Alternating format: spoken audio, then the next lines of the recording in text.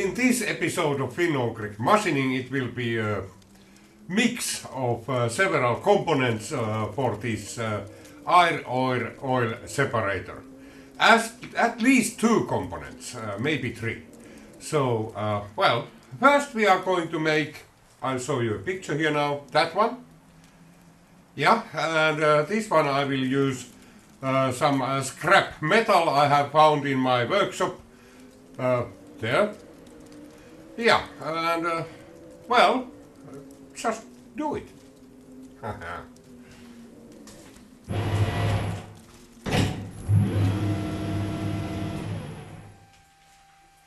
First I will turn a plug to fill the hole in the other piece of material. Here I am trying to attach it as concentric as I can in the chuck.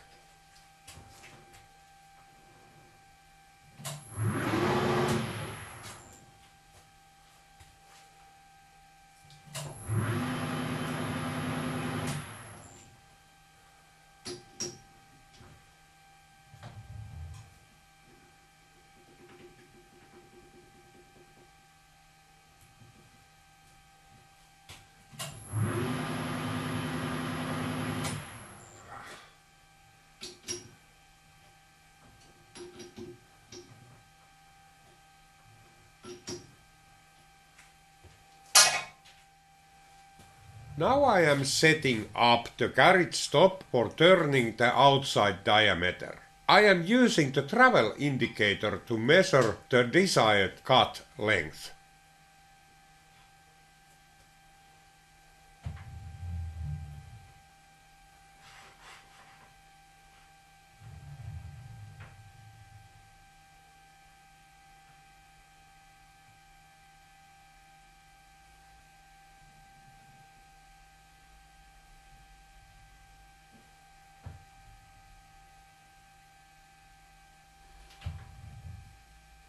The carriage stop is now tightened to the place where the carriage should stop.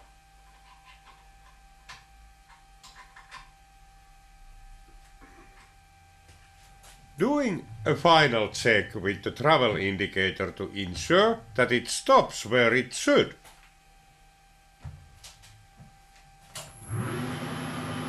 Now I just turn the outer diameter to a close fit with the hole in the other piece of scrap metal. After this first cleanup, I measure the diameter and go on from there.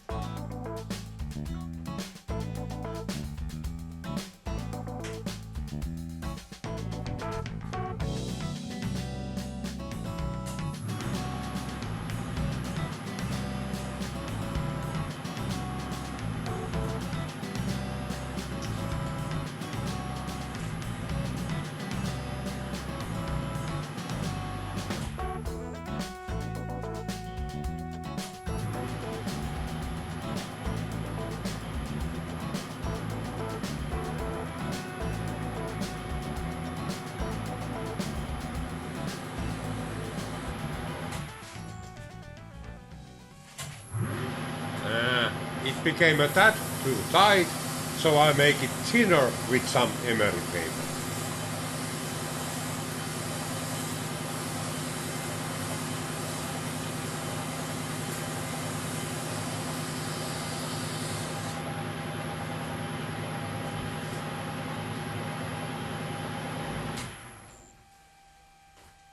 Now it's a good tight fit.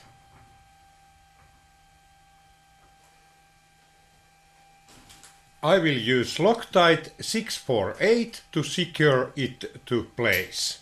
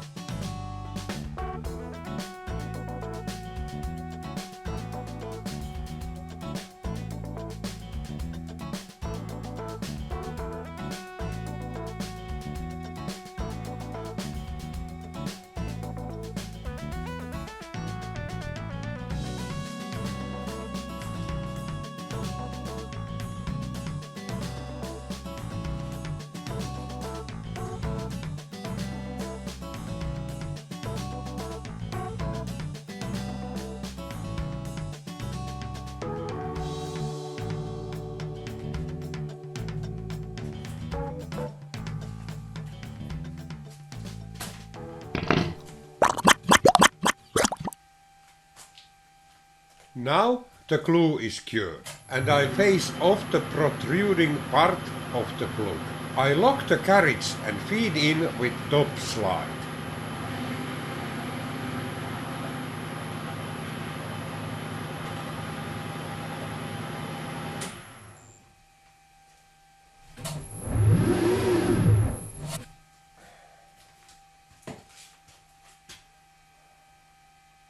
Off the camera I drilled and tapped a M6 thread in there. I glue a bolt in there to keep the plug in place and prevent it from rotating.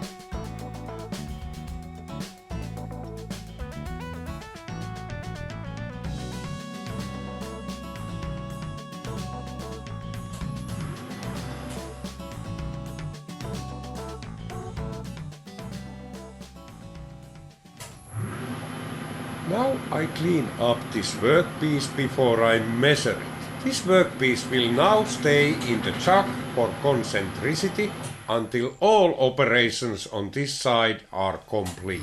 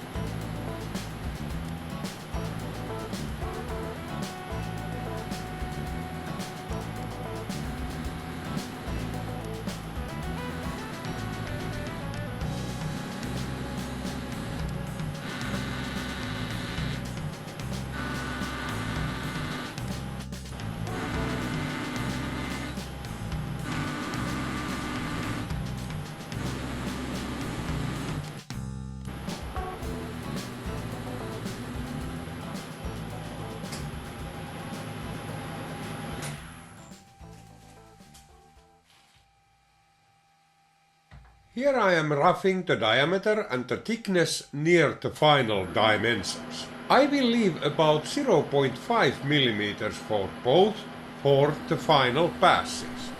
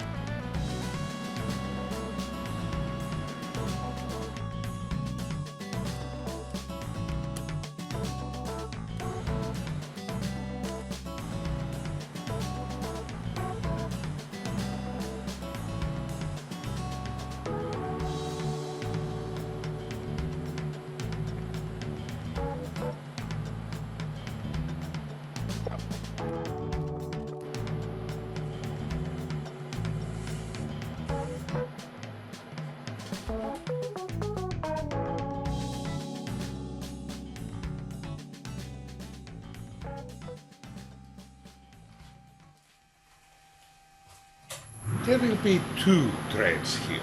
They are M60 and M66 respectively. Here I am turning the major diameters for those threads.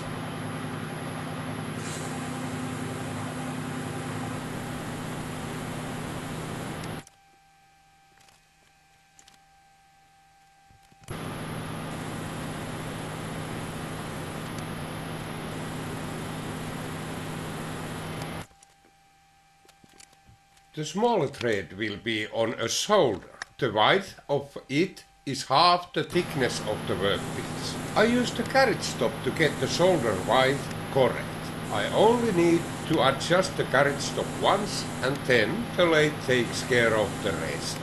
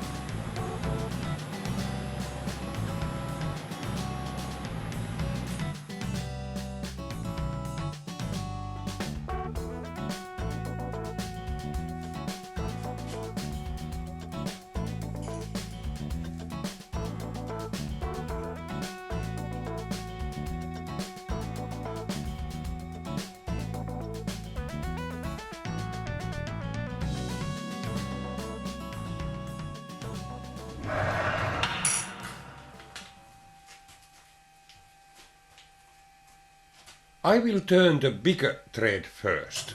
Here I am making a scratch pass and then checking the pitch with the thread gauge.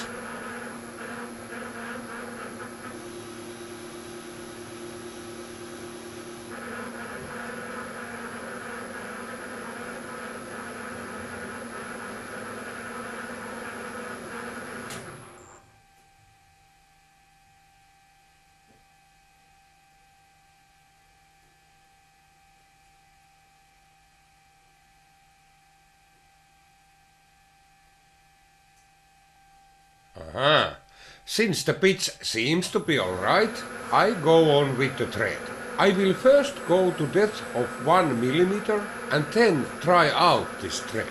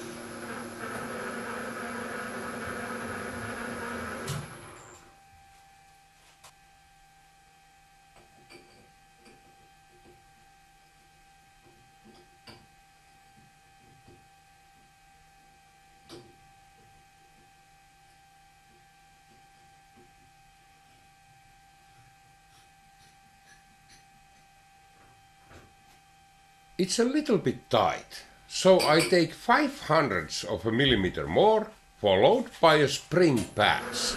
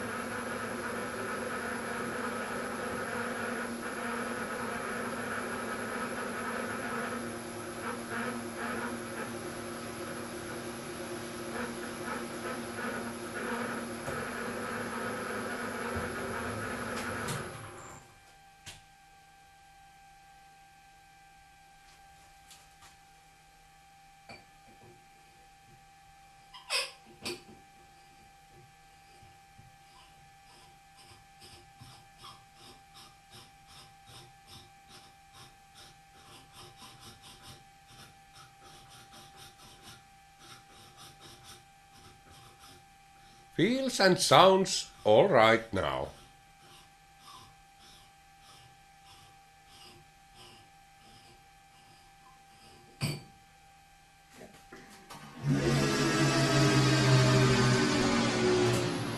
Now I am grooving a thread release for the M60 thread. I use this insert as it has quite exactly the angles needed here. But the carriage is locked and I feed radially with cross slide and axially by top slide. All manual, of course. I will make the groove slightly under the minor diameter of a M60 thread.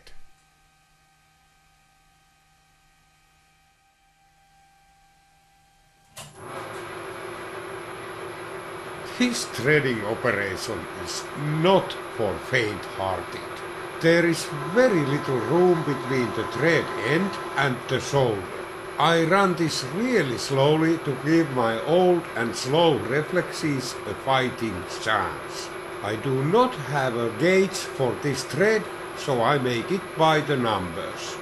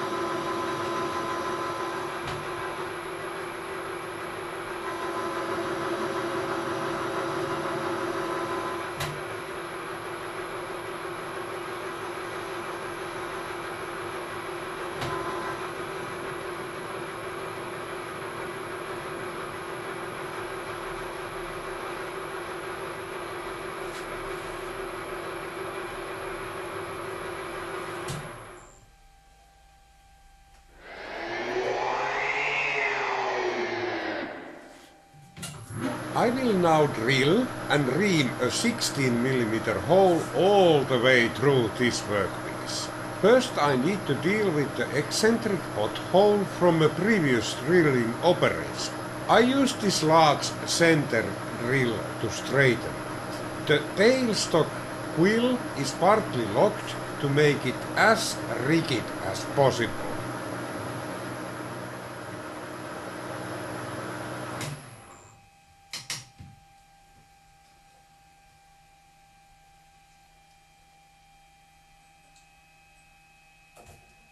This is a 11mm drill which I now push all the way through. There is a cross hole at the end of this workpiece and it will give me some trouble.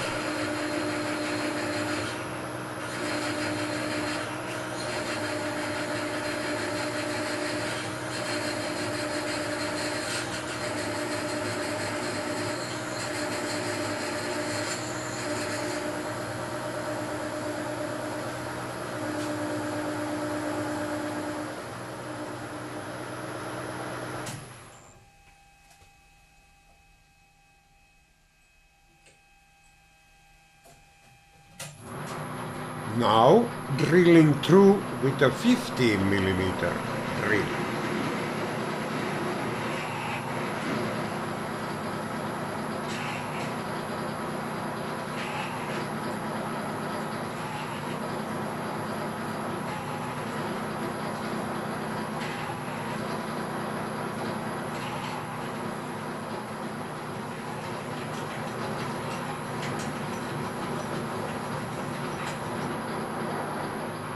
The drill is spinning inside the quill because of the cross hole there in the back of the workpiece. I give it some extra knocks to seat it better.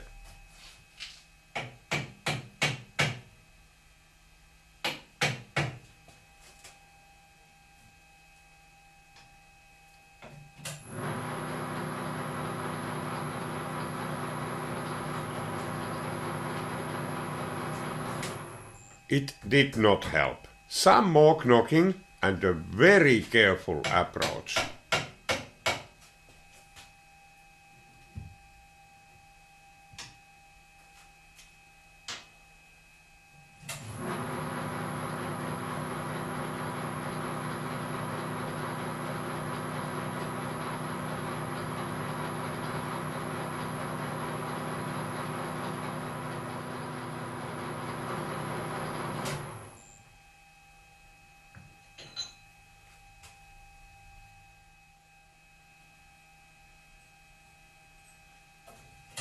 Now it made it past the cross hole. This is a 15.75 millimeter pre-reamer drill.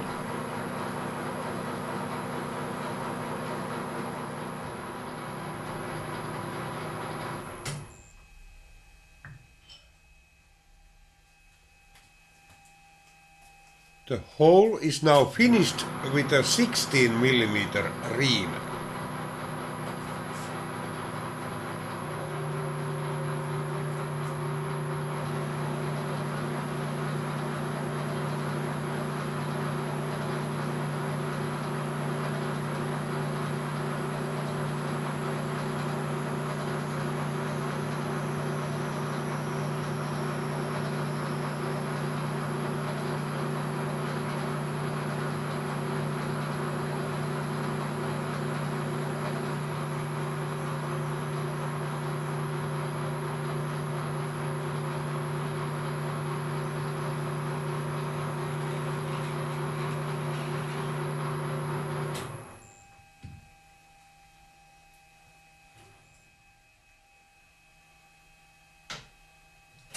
Here, the workpiece is given a facelift.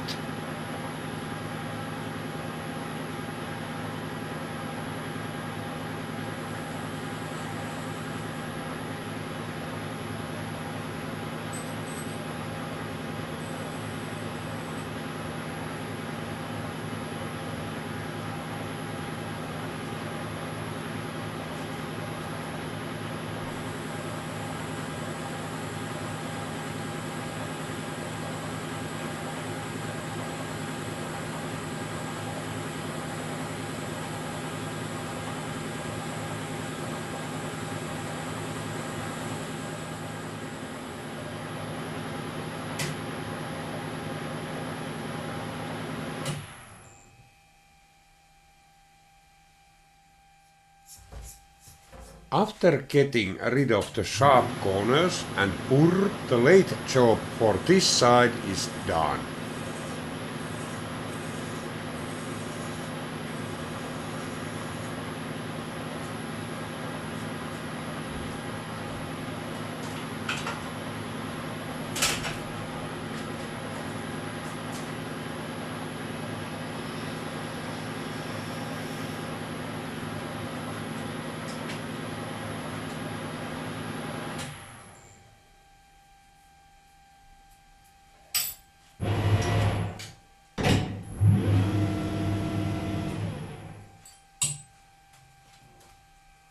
Now the long tube is to be machined from a 16 mm round bar.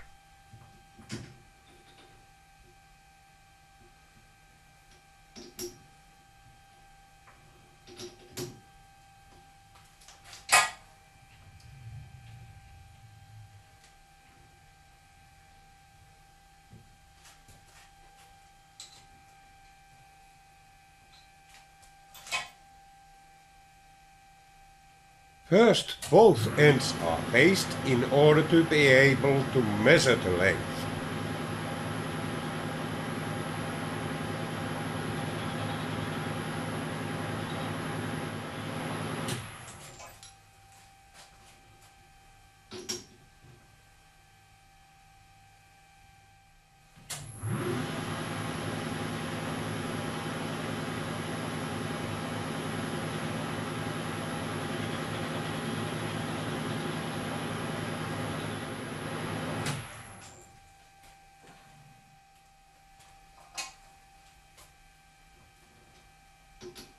The length of the tube should be such that when it is level at the rough end of the workpiece, it is sitting at correct place. Here are the calculations for that length.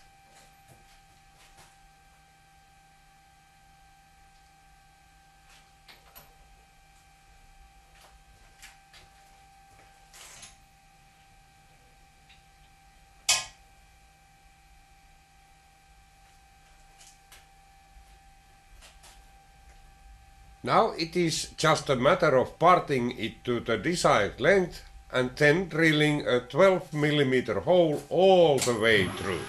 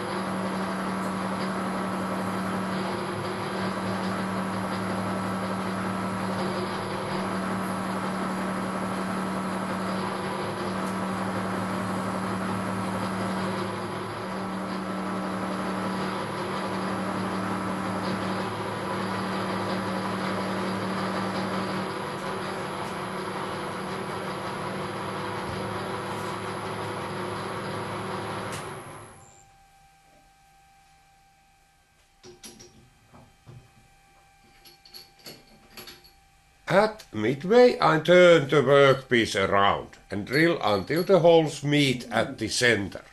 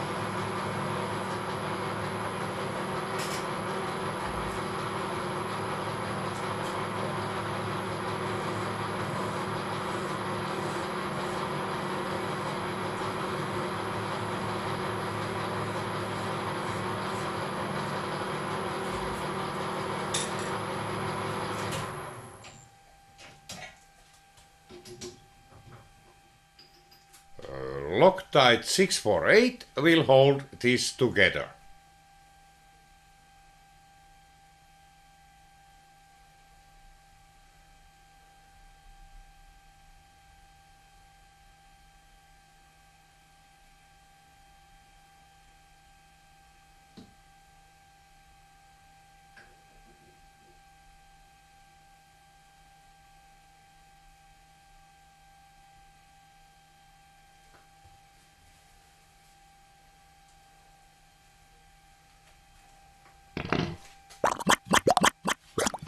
Now that the Loctite has cured itself, the top side of this part can be cleaned out. The upside down parting tool works just fine. There is some squealing sometimes, but not the earthquake type of vibrations I used to have with the normal parting system. This is now running 600 revolutions per minute and I feed it by hand. From time to time I administer cutting oil with the inbuilt pump.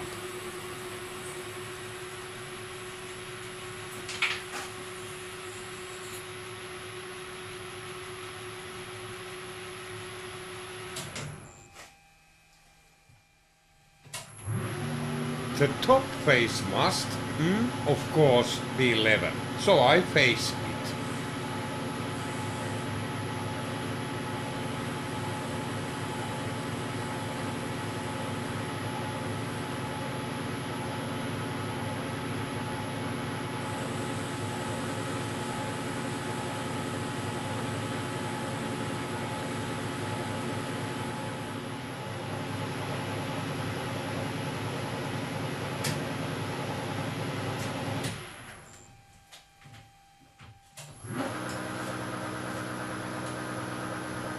After some additional cleanup and deburring, the part is ready.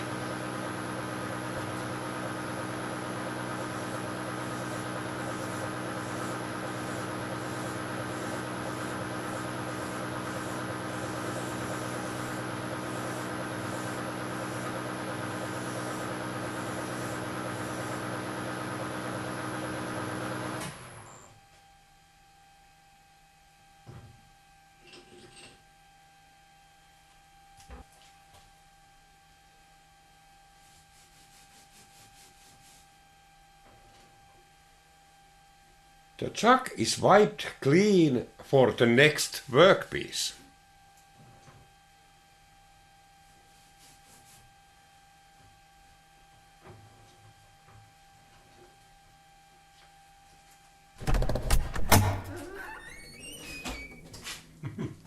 Well, this is now finished. Yeah, and well, the next workpiece, the next item will be that one. Yeah, and this one I cannot make out of scrap, so I need to have a suitable sized workpiece. I will use my angle grinder to get it from there, and then we just machine it. Nothing more than that.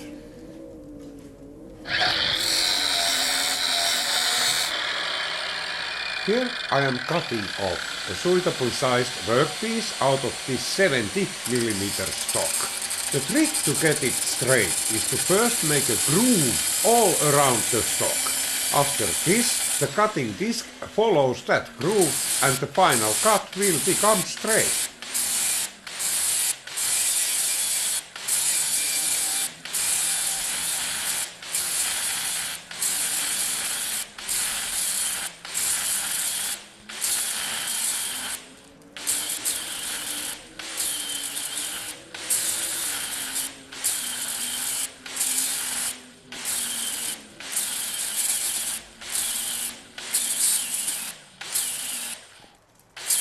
Sometimes the cutting disc becomes thin at the rim and it starts binding and heating the workpiece instead of cutting it. Some disc brands are more prone to behave like this. These particular discs do it all too often.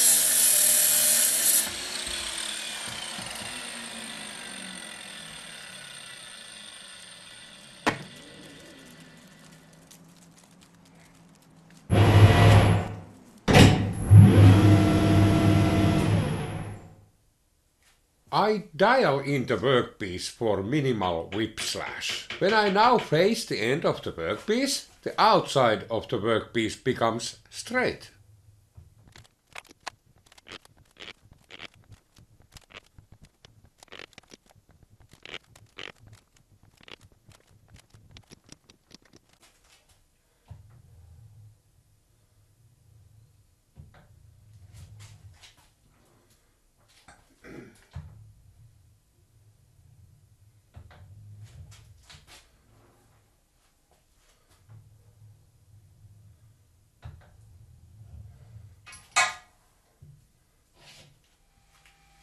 I will first get rid of the rough surface and then do a finishing cut.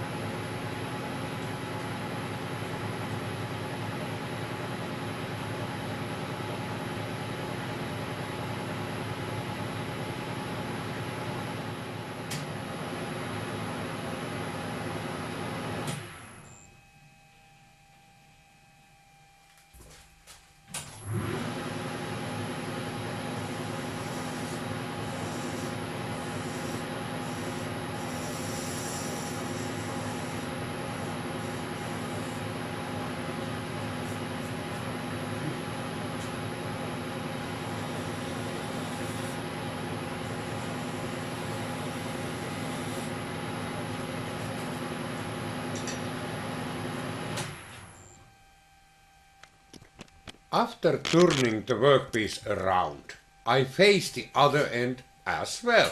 In addition, I bring it near the final thickness, which is 30 millimeters. I leave about half a millimeter for finishing.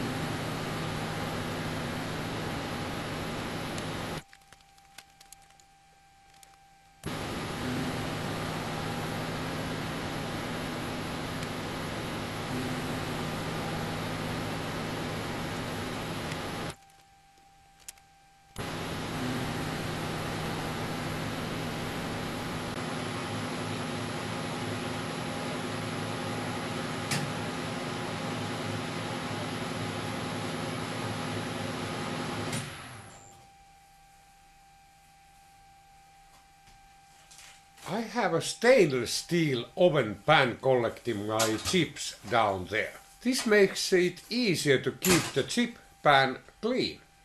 That would make a casserole for a hardcore machinist. Just add a couple of eggs, milk, black pepper and garlic. Bake in 400 degrees Celsius until deliciously blue.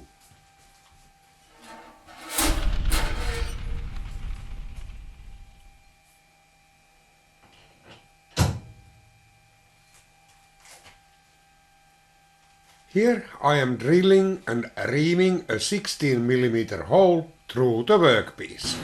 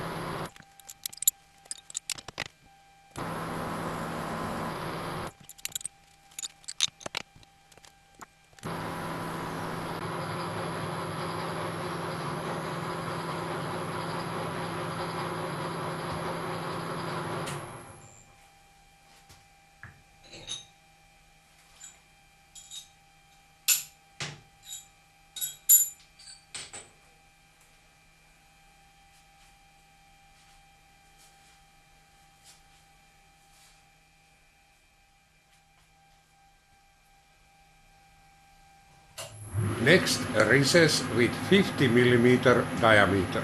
This leaves about 6mm material at the bottom.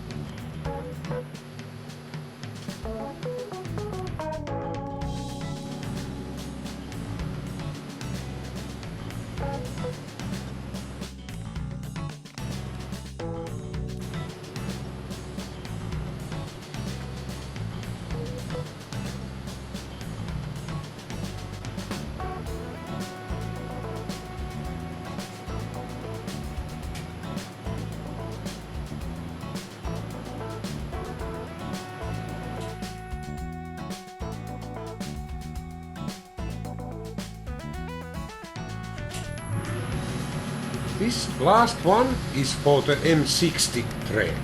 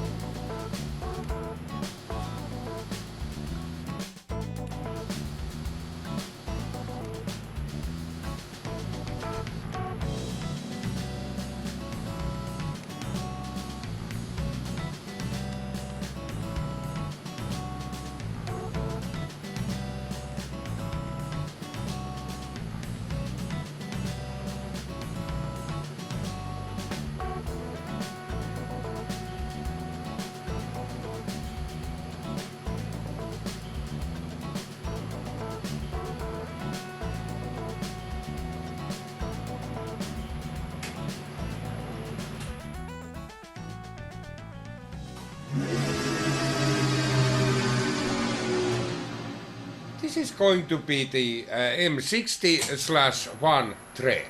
I have the threading tool upside down so it travels out from the bore. This way I can use higher cutting speeds, which produces a better thread.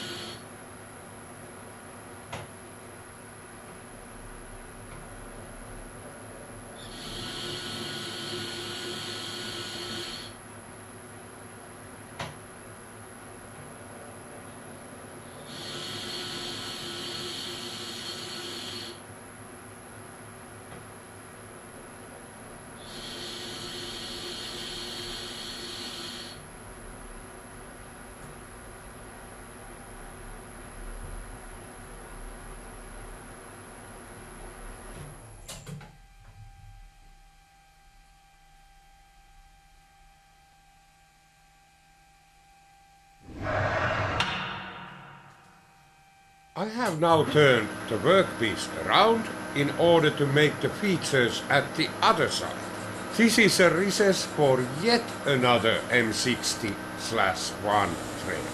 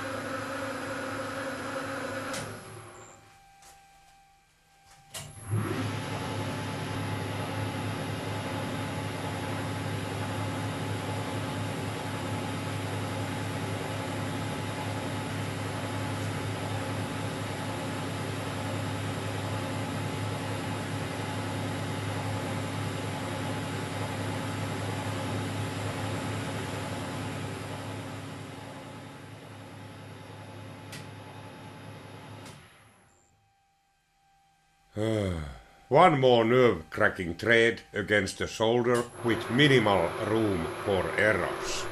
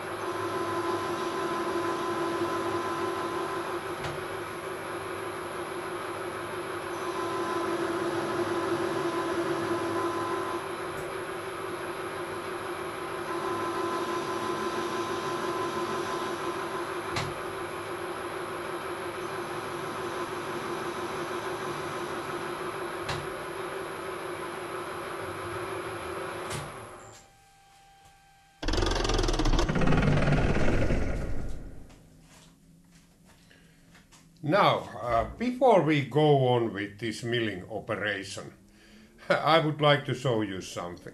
Well, first of all, this here is the vise I have been using quite a lot. Well, it's probably not capable, as capable as I would like to when you compare it to this milling machine.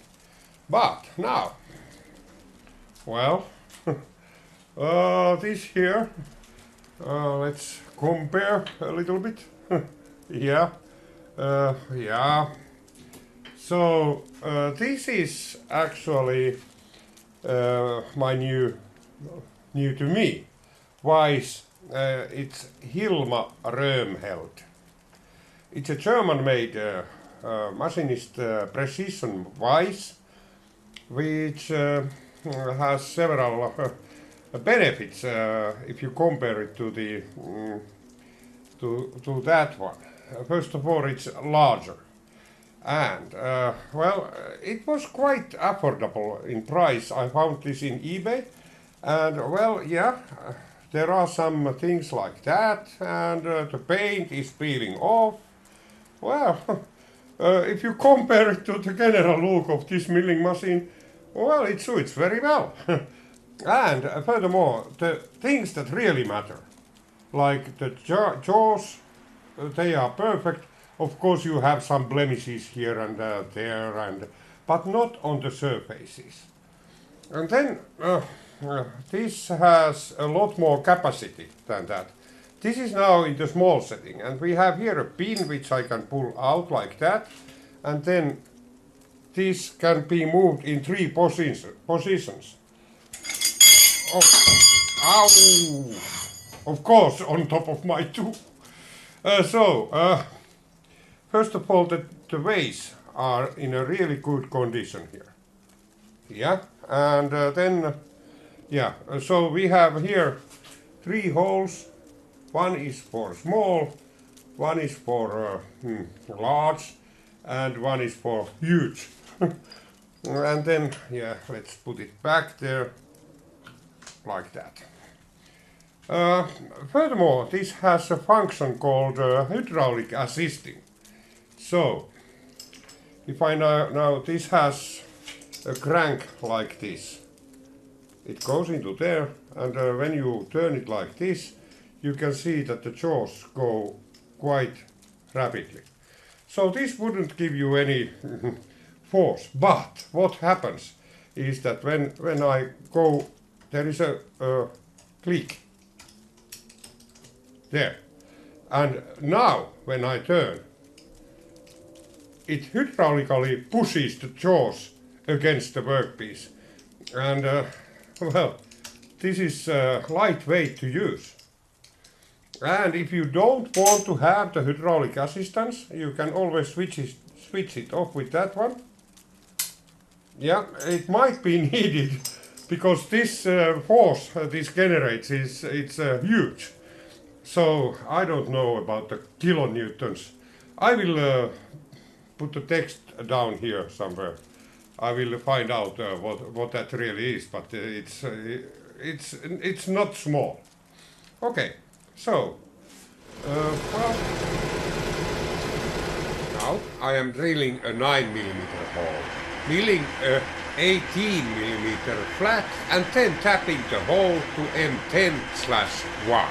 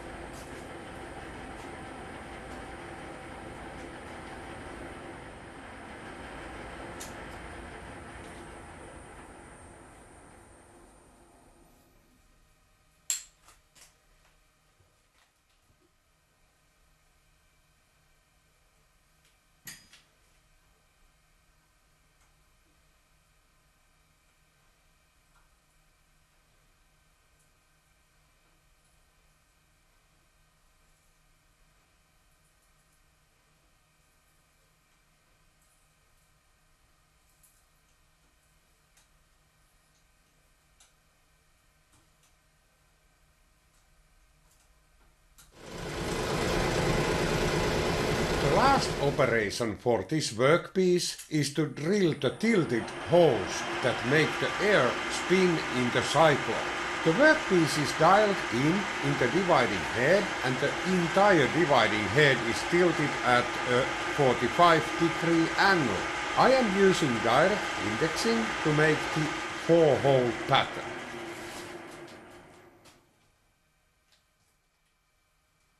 Since the holes are in such a steep angle, there must be a flat point for them to start from. I mill 4 flat spots with a 4mm carbide end mill. This milling machine has no feel whatsoever in the x-axis, so I must be extra careful not to crack the end mill. In addition to that, I cannot easily see what is happening in there. Luckily, after the first flat, I can rely on the x-axis dial, so the rest 3 are a lot easier to mill.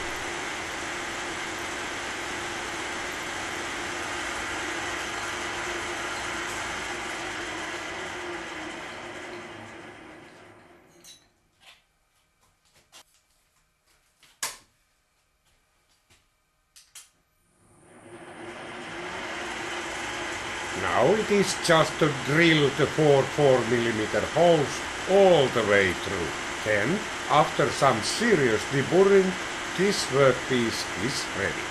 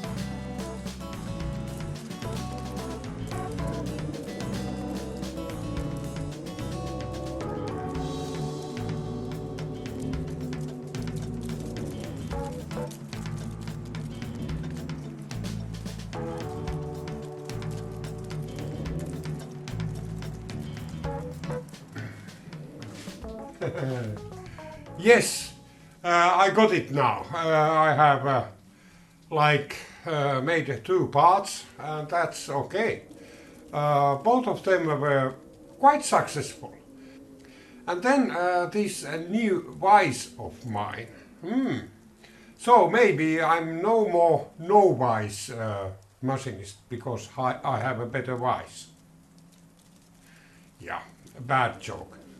So, well, in the next episode of Finogric Machining, it will be the cyclone. There is a lot of taper turning inside and outside, and that will be a very challenging part to make, actually. It will be, well, yeah, let's see how that goes. But that will be in the next episode of Finogric Machining, and till then, bye!